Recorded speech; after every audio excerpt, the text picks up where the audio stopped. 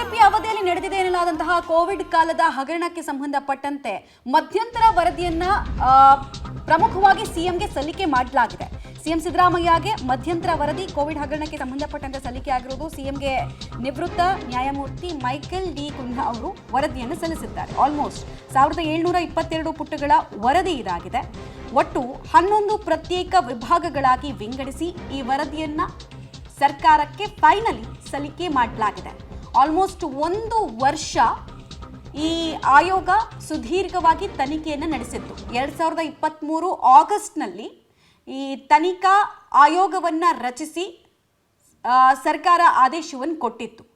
Covid ಕಾಲದಲ್ಲಿ oxygen ವಿಚಾರದಲ್ಲಿ ನಡೆದಿದೆ ಎನ್ನಲಾದಂತಹ ಹಗರಣ ಇರಬಹುದು, ಅಥವಾ ಟೆಸ್ಟ್ ಕಿಟ್ಗೆ ಸಂಬಂಧಪಟ್ಟಂತೆ ಮಾಸ್ಕು, ಸ್ಯಾನಿಟೈಸರು, ಆಸ್ಪತ್ರೆಯ ಬೆಡ್ ರಿಸರ್ವೇಷನು, ಇದೆಲ್ಲದರಲ್ಲೂ ಹಗರಣ ಆಗಿದೆ ಅಂತ ಪದೇ ಪದೇ ಕಾಂಗ್ರೆಸ್ ವಿಪಕ್ಷದಲ್ಲಿ ಇದ್ದಾಗಿನಿಂದ ಆರೋಪವನ್ನು ಮಾಡಿತ್ತು. ಇನ್ನೂ ಒಂದು ಹೆಜ್ಜೆ ಮುಂದಕ್ಕೆ ಹೋಗಿ ಆ ಚಾಮರಾಜನಗರದಲ್ಲಿ ಆಕ್ಸಿಜನ್ ಇಲ್ಲದೆ ಮೃತಪಟ್ಟರಲ್ಲ, ಅವರು ಆ ಮೃತಪಟ್ಟಂತಹ ಸಂಬಂಧಿಕರ ಹತ್ರ ಎಲ್ಲ ರಾಹುಲ್ ಗಾಂಧಿ ಮಾತಾಡಿರುವಂತಹ ವಿಡಿಯೋವನ್ನು ಹರಿಬಿಟ್ಟಿದ್ರು. ಫೈನಲಿ ಈಗ ಕೋವಿಡ್ ಹಗರಣಕ್ಕೆ ಸಂಬಂಧಪಟ್ಟಂತಹ ಮಧ್ಯಂತರ ರಿಪೋರ್ಟ್ ಸಲ್ಲಿಕೆ ಆಗಿದೆ. ಹಾಗಾದ್ರೆ ಸಿಎಂ ಸಿದ್ದರಾಮಯ್ಯಗೆ ಸಲ್ಲಿಕೆ ಆಗಿರುವಂತಹ ಹಗರಣದ ವರದಿಯಲ್ಲಿ ಏನಿದೆ ಅಂತ ನೋಡೋದಾದ್ರೆ 1722 ಪುಟಗಳ ವರದಿ ಇದಾಗಿದೆ.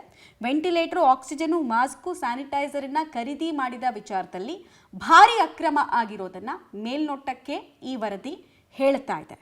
ಕ್ವಾರಂಟೈನ್ ವಾರ್ಡ್ಗಳ ನಿರ್ಮಾಣದಲ್ಲೂ ಕೂಡ ಅವ್ಯವಹಾರ ಆಗಿದೆ ಅಂತ ಈ ಕಮಿಟಿ ಅಭಿಪ್ರಾಯವನ್ನು ವ್ಯಕ್ತಪಡಿಸಿದೆ.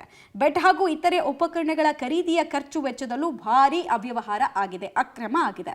ಯಾವ್ಯಾವ ಇಲಾಖೆಯಲ್ಲಿ ಎಷ್ಟೆಷ್ಟು ಹಣವನ್ನು ಖರ್ಚು ಮಾಡಿದ್ದಾರೆ ಅನ್ನೋ ವಿಚಾರದಲ್ಲೂ ಕೂಡ ಭಾರಿ ವ್ಯತ್ಯಾಸಗಳು ಕಂಡು ಬಂದಿದೆಯಂತೆ. ಒಟ್ಟು 11 ಪ್ರತ್ಯೇಕ ವಿಭಾಗಗಳಾಗಿ ವಿಂಗಡಿಸಿ ವರದಿಯನ್ನು ಪ್ರಸ್ತಾಪ ಮಾಡಿದ್ದಾರೆ. ಇಷ್ಟು ಮಾತ್ರ ಅಲ್ಲ, ಅಕ್ರಮ ಎಸಗಿರೋರ ವಿರುದ್ಧ ಕ್ರಿಮಿನಲ್ ಕೇಸನ್ನು ದಾಖಲಿಸಿ ಅಂತ ಹೇಳಿ ಶಿಫಾರಸು ಮಾಡಿದ್ದಾರೆ.